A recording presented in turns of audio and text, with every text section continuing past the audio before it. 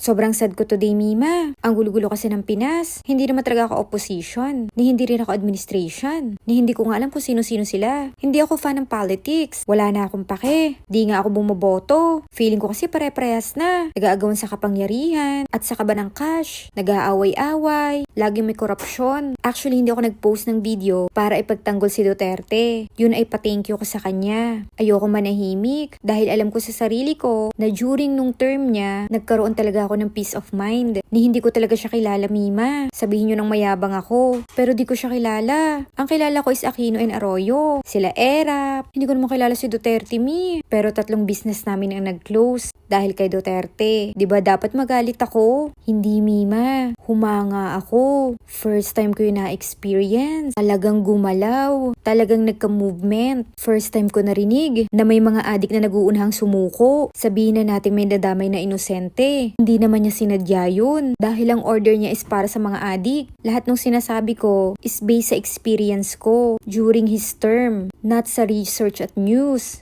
Kung pinaniniwalaan nyo sila, okay lang naman yun sa akin. Pero totoong ginamit ko yung platform para mag-voice out. This is my pa-thank you to him. Never ako nakisawsaw sa politics. Pwede naman ako manahimik at mag-play safe. Especially may social media akong inaalagaan. Pero nagigilty ako. Sa kasi ako sa nakaramdam ng movement niya during his term.